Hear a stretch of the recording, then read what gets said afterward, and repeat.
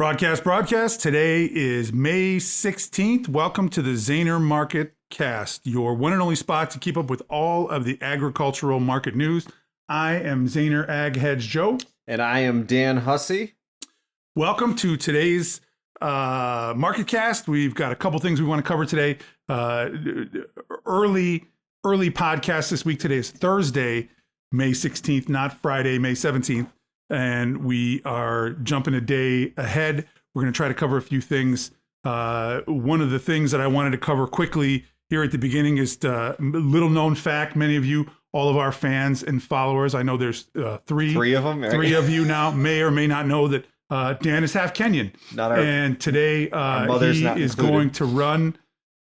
He is going to run very fast for 3.5 miles. How fast is you're going to run? You're going to run 5-minute miles like a Kenyan. I wish. How fast are you The legs of a gazelle. No, last year I was able to pull out, a 6:30 pace, but... 6:30. Yeah, 6 minute 32nd, right? For 3.5 miles. Yeah, but not this year. I mean, I went for a little run yesterday, run the river walk, which was awesome. We had great weather, and that was fun, but was pulling about 7 minutes there. But today, I don't know if after last night's... imbibing and dinner that we had, I don't know if I'm going to be able to pull it through. Certain opportunity for camaraderie last night that we may have overindulged in.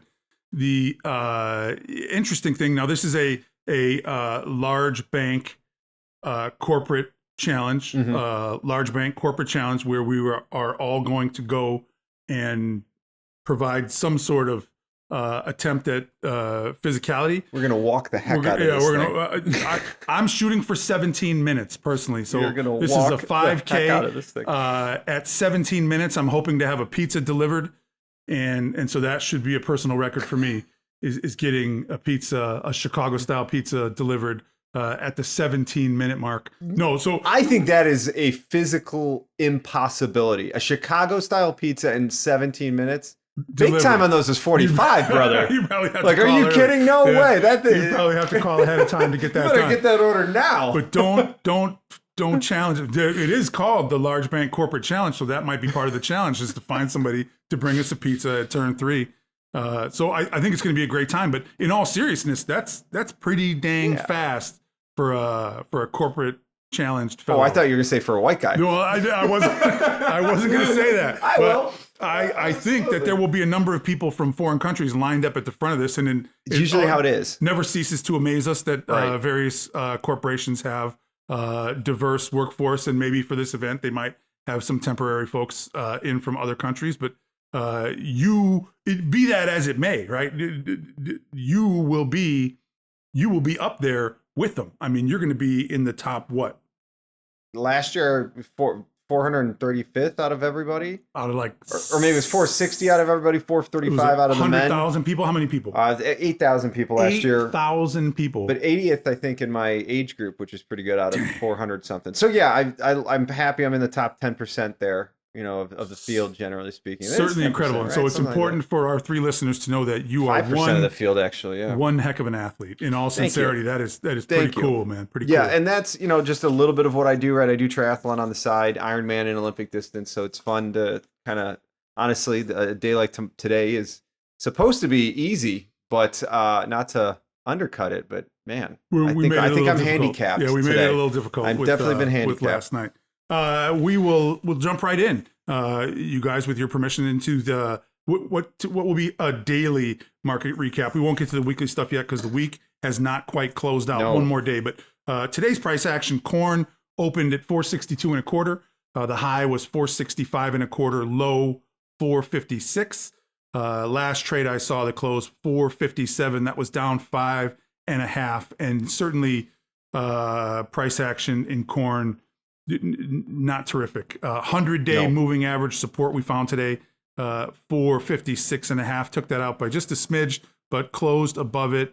Either way, the last 3 days price action, not terrific. No, it wasn't. And after yesterday's close, and I know we'll get into this with the wheat being an outside day lower. I think even November beans were that way.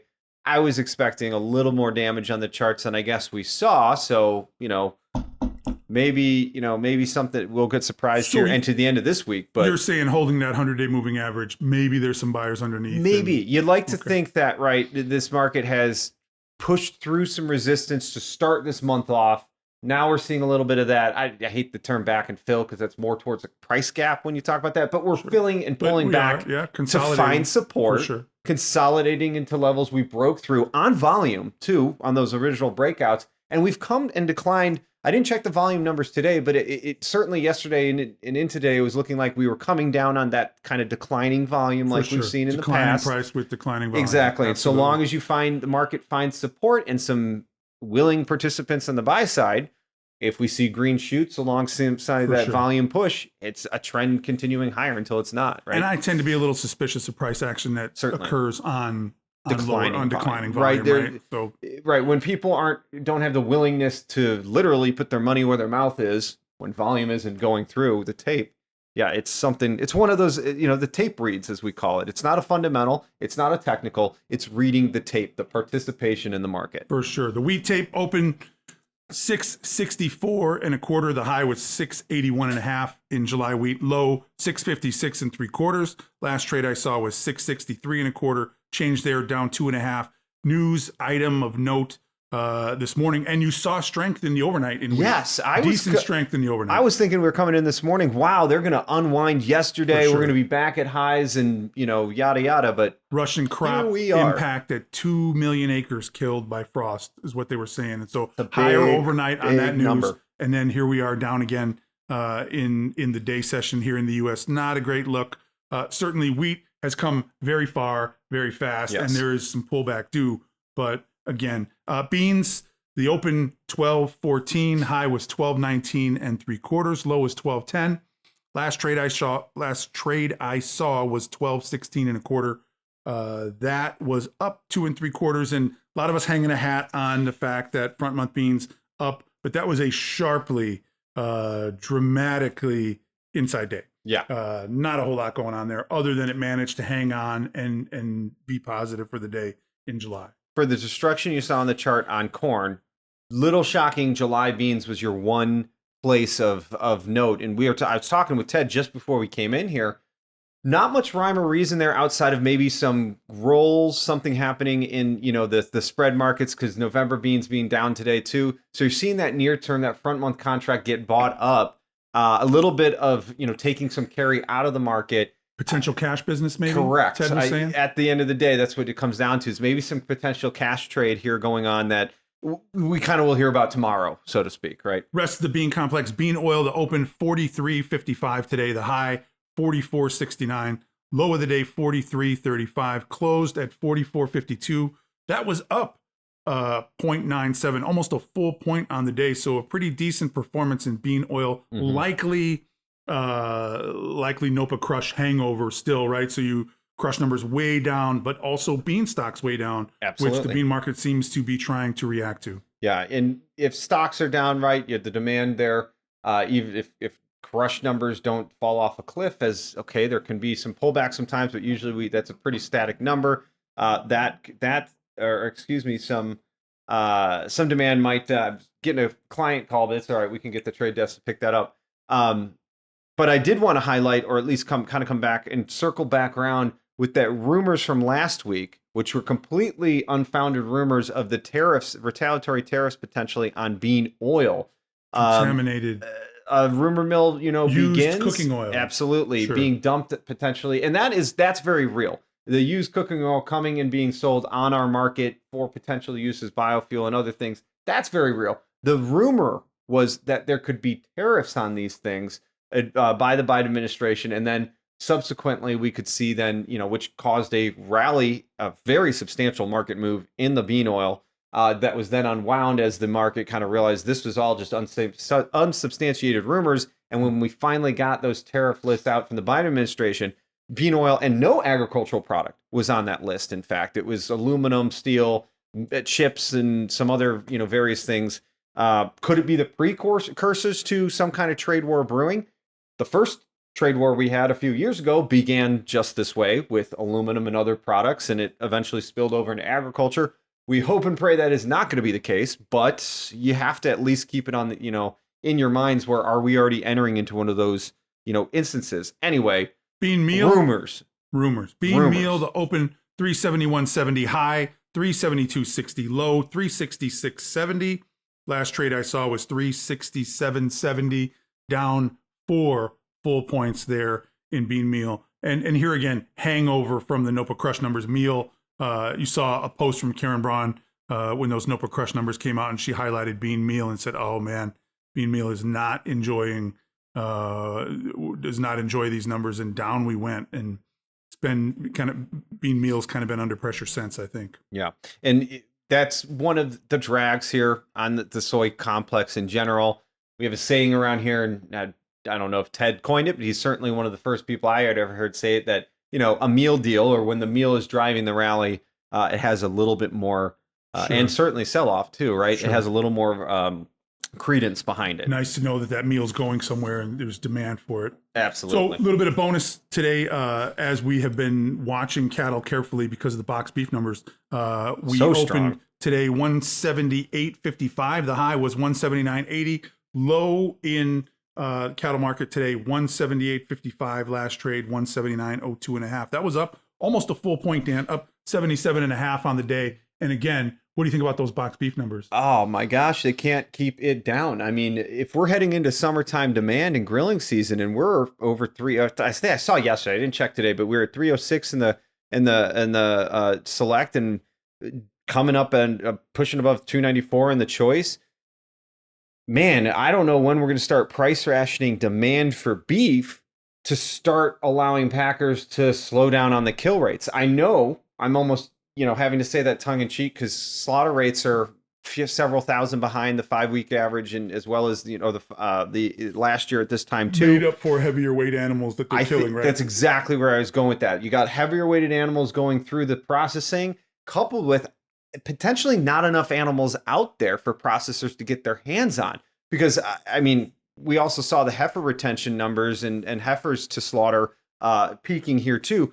I think they're trying to get whatever animal they can through the system to sell as much beef as they can at these prices. And until the consumer price rations or decides I'm not paying that whatever it is per pound at the grocery store, they're going to keep the kill high and keep it going as fast as possible. But I think we're seeing that weird situation of lower kill rates because the animals simply aren't there. And the theme, there's almost a rule that says if you're talking about cattle, you have to mention this. It's hard to talk about herd expansion without heifer retention. Absolutely. It's just not, there's a physical reality there that you just can't have the one. It's the simple birds and the bees, right? Until we start growing cows in the petri dish. Which they're trying, but like we talked about last week, I'm going to stop you right there, Dan. Stop right there. Say that tongue in cheek, because we are not supporters of How about a quick look at some news stories? You want to start out? Yeah, for sure. So a couple of stories here. We'll begin with our tax credit, the 45Z tax credit. The initial Treasury Department guidance for the 40B Sustainable Aviation Fuel Tax Credit released on April 30th. We covered that somewhat. Caused a lot of confusion. I think that's an understatement, and and has offered us a lot more questions than answers. But the guidance also laid the groundwork for how and what biofuel plants should start to do and be ready for these tax credits. In other words, the things they have to get from farmers to attest that the actual product is being made under these sustainable metrics, and then the ability to pass those credits on to the producer. Getting ready for the next tax credit here, the 45Z Clean Fuel Production Credit. I'm actually maybe a little more excited about this one because it sounds like it's coming sooner, and it opens the door outside of just aviation fuel, and that's the cool part about it. The credit isn't just focused on jet fuel. It can also be providing as much as $1 a gallon for any biofuel with carbon intensity scores below that 50% threshold and are better than the petroleum-based alternatives. That 45Z credit could also eliminate demands of additionality. That's additional climate smart practices, but reward farmers for the practices they are already doing to sequester carbon. For instance, using no tillage, cover crops, et cetera, et cetera.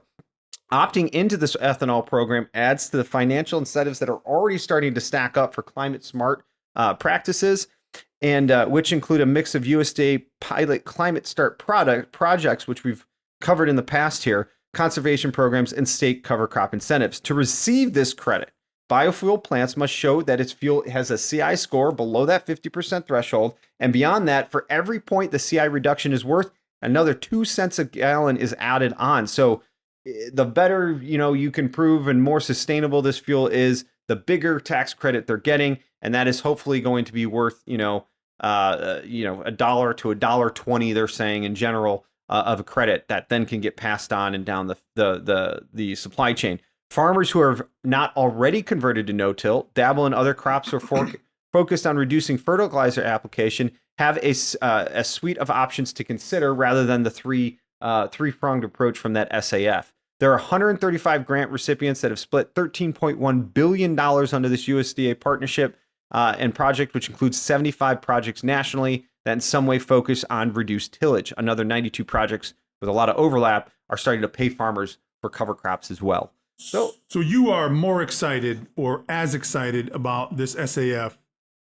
Maybe the only person I can think of is Chip Flory. Between you and Chip Flory, I am not sure who has the most enthusiasm for this. Tell me in 3 quick sentences, or as close to 3 as you can get, why are you so excited about this? Anytime we can increase demand for our producers and reduce volatility in price, which I think programs like this are designed to do, right? In some capacity, I think that's a positive thing, right? Everybody wins at some capacity, right?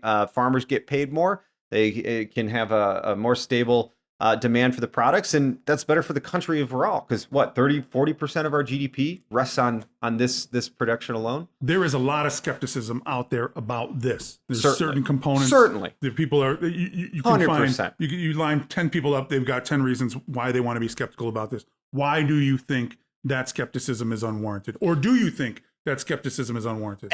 As a commodity broker, a healthy amount of skepticism is always warranted, right? But I don't believe that the fears about, giving your information over in terms of big data and the self-attestation should be a barrier of entry for anyone.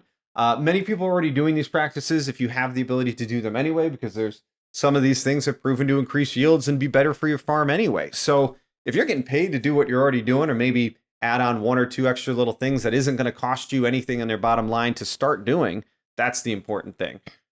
Because there are rewards to using cover crops and, no-till. I'll let you guys argue about that on your own, but I think down in the comments. Absolutely. Yeah. But I think, where we can save the farm a cost and bring them more money, it's a good thing. One of the skepticisms I will say about big data being collected here, it's already happening, folks. Your insurance companies, your elevators, through satellite mapping, the data's already out there. So there's no hiding, in this world of big data collection anyway. But I do think we need to be skeptical of how and where that data gets used. But okay, so long as we're getting paid and making more, isn't that the fair trade-off for, a couple data points to give to somebody? So I believe it could be. How about an ag weather update from Bryce Anderson from DTN here in our list of news stories today? United States corn planting was just under half done, 49% as of Mother's Day on May 12th. That's 5 percentage points less than the 2019-2023 average of 54% planted. But a look at planting progress compared to the top weather analog years in this year of an expected Pacific Ocean change from El Nino to La Nina shows an even bigger lag. Reviewing the top 5 corn producing states shows some dramatic differences in progress as well. Iowa's corn crop is 57% planted as of May 12th. But in the analog years, Iowa was almost finished at 91% in 2020 and 93% in 2010. Illinois, only 42% planted, trails 88% in 2020 and 94% in 2010. Nebraska's 55% planted pace is behind 79% in 2020. Is behind the 79% in 2020 and 78% in 2010. Minnesota, 56%, is well under the 89 in 2020 and 94 in 2010. Indiana's 36% planted pace compares with 51 in 2020 and 81 in 2010. Those planting progress numbers become significant when looking at the corn progress timeline and how it matches up with the expected Pacific Ocean conditions. Slower planting progress means a larger portion of corn pollination will be pushed back into late July. This delay, in turn, suggests both corn pollination and grain filling might be happening at a time when expected hotter and drier conditions brought on by a La Nina settle in over the primary U.S. corn growing areas. So future looking statement here in terms of forecast for key corn producing states: Iowa, Illinois, Indiana, Nebraska, Minnesota. I get where he's going here, and maybe this has to be paid attention to. Just the market does not seem to be paying attention to. Absolutely. I think there's something to be said that, hey, transitional years, El Nino, La Nina, they matter, right? You can look at analogs, but I think a lot of us fell into that trap last year as well, to be fair, right? With the weather we were talking about and the smoky whatever we had. We were talking about volcanoes and everything last year. But anyway, analogs that look at that showing bigger lags. Okay, so, while we're behind on planting, I'll have to, play devil's advocate here and speak to some point that yields don't really change in these late plants. Like, you don't have a massive yield reduction, right? That's the wrong conversation to have. It's the acreage reduction. The loss of acres is what kills production at the end of the year in a late plant. Because when you look at it statistically in years where you're only at 25 to 30% completed by this time, or the last week in the last report, we certainly have shown that you can push not trendline yield, but maybe only a couple points off of it. And running the numbers with the acreage we have, we need to see us well below 177 bushels an acre before you start seeing major reductions in that 90 to 92 million acre range. So, and a lot of talk on both sides of the trend line total, right? So some folks saying, okay, you're late here. Can you really expect? And what does history say? Can we really expect to hit trend line? No. And then other folks say, specifically that gentleman from the University of Illinois not too long ago, saying it does not take a lot of imagination to see a yield well on the other side of this anticipated trend line. True. History has shown last 4 or 5 years kind of flat in terms of trend line, right? And yeah, correct. And right, there's that flattening of the curve in corn. A lot of arguments to be made that we're pushing the genetic boundaries of the crop already, right? It's so hardy, that's great, but adding yield at this point is becoming more strenuous. And there's a lot of people far smarter than I that maybe one day we'll bring onto this program to talk about Tell us how exactly it actually works, that, right? And how beans can, have more, and we should be thinking about 70 and 80 bushel by the time, I'm an old gray haired man. But those are conversations for another day. For sure. The other thing to look out for here is in a late plant year, there's something that called marginal reduction of those acres. In other words, we're reducing the bad acreage, and that yield number can stay a little firmer on less acres because only the best acres got planted. The plant acres that did are off to a great start in terms of weather conditions and all the rest. So yeah, there's 6 in one hand, half dozen the other, but a conversation about getting to trend line or at least where the USDA is on production. Yeah, we should be at least at this point giving that some thought. What else have we left out? Anything? ADM program here a month ago actually started announcing this program, but I kind of want to call everyone's attention that if you haven't seen the EU deforestation reduction program out there offered at your elevator, it's probably because they aren't an ADM elevator. But ADM has offered a program here that offers a premium of up to 20 cents. And from a couple clients I talked to kind of fact check this, they're getting 20-cent offers on their price per bushel added on, regardless of what price is. So it's a premium above and beyond your locked basis or your hedge to arrive price. And this is all based off of the deforestation or the deforestation-free soybean certification program, which is, in my humble opinion, almost like a dry test run for how SAF may be applied and used in the future. We can't say for certain that it's exactly it, but ADM offering to pay farmers 20 cents a bushel more for beans that they have self-attested are being grown under this deforestation-free plan. You need to sign up into the program. I believe the drop dead date here is in a couple weeks. On June 1st is when the program window closes. And this is all for new crop for this year. Anyway, with that being said, the ADM's general manager of river and Gulf elevators, Chris Geswain,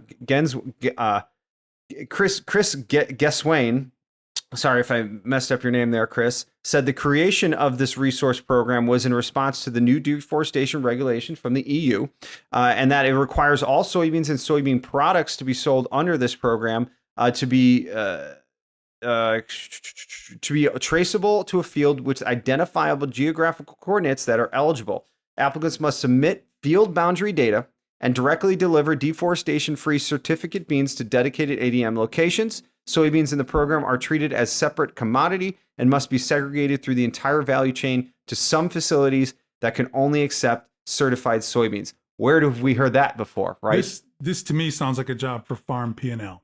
Yeah. Oh, absolutely, right? A place where you can not only track your on-farm performance to the field, but upload things like your certifications and have that all done, down to the field, absolutely, within an application that you can then present as a certification tool to your delivery facility, right? And this sounds a lot like the SAF rollout or the model they're trying to implement to be used in that program. So here we have an actual actionable program that, for all intents and purposes, is functioning like they told us SAF would. The 20 cents a bushel, not saying that that's what you're going to get under the SAF program for sustainable aviation fuel, but I think this is a pretty good test run for farmers to not only see how painless it is to self-attest that you're doing these things that you're already doing anyway, to give that data to your to the powers that be that need to certify this and deliver a new product of soybean, right, that has been certified, because it's not the same as the other crops it is for all intents and purposes is, but you've had to treat it differently. You can't blend it with old crop and whatnot, right? We do a lot of deforesting here in the Midwest. That's kind of the joke of this program. I haven't heard of a farm chopping down forests ever, and certainly I would make an argument that we probably haven't done that en masse for 200 some years. It's been quite a while since we've been deforesting anything. Yeah. So a cool thing here that, hey, you want a 20 cent bump to your soybean deliveries next fall? There's a program and a window of opportunity, but the time is ticking for that thing to close. And what I would ask is, if you've got any feedback on this, or if you have any experience, or you know somebody that's had an experience, we'd love to get some anecdotes about this, right? So did you sign up for it? Did it work? Did it not work? Was it a pain in the neck? Probably the most important thing we could all do for each other right now is discuss how this is going, if you've done this, because this to me is a complete what do you call it? Interesting opportunity to make 20 more cents, but it's a rollout of effectively what we're hoping to see of SAF, and let's see if it works. If in all practicality it works or not, right? Absolutely. So does that leave us, unless we left anything out, Dan, that leaves us with the fun question of the week. That's everything I had this week. Carter, our intrepid producer. Carter, tell us the fun question of the week. You could travel to any era, past or in the future, where would it be? The future? Well, we don't know that, but if we're living on Mars, I'd love to see that. Past? Can we bring anything with us? Like, is this marked to a knight in King Arthur's court, or what is a Confederate Yankee, or what is it? What is it? What is it? It's a Yankee in King Arthur's court. The Mark Twain, book. A Yankee. As a commodity futures broker, as a registered commodity futures broker, I might like to go back to the past and place a trade or two. Knowing what we know now, right? Could you imagine with our infinite wisdom of what has happened? Yeah, I'd probably still get stopped out. They'd stop me out at the low of the day. Still. Excuse me, sir. Yeah. This is the NFA CFTC. Yeah. My trade desk could be like, don't you come from the future? Word with you? How are you losing so many trades if you're from the future? And I'd be like, I don't want to talk about it. I might go back. I don't know. They say you never want to change anything, right? Because that's how you got where you are here. True, the butterfly effect, right? Certainly still working pretty hard to be the best I can now. But if you went back and you could fix a couple things, that might be an interesting opportunity. I'm going to play it the other way. Go to the future. I'd love to see, exactly where we end up, if we make it to Mars, all those good things. Get to see the things my kids will hopefully get to see someday. But that sounds pretty exciting. With all that being said, thanks for listening and joining us today. Thank you. Fantastic Thursday, to have you. 3 people watching. If you need more because you can't just get enough of us, or you can follow us on Facebook, drop us a like, a comment, anything below. We'd love to hear from you. But if you've not already, do check out that Ag Hedge hotline where you can call in every day and get agricultural updates from our very own Ted Seifried.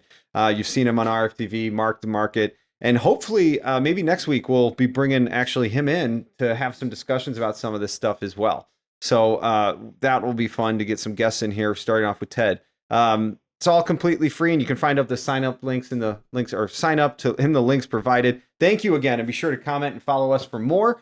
And to not miss a beat. Wow, we are on fire today, Joe. Anyway, we'll be back with you as price action develops. Take care, everyone. Good luck. Stay safe.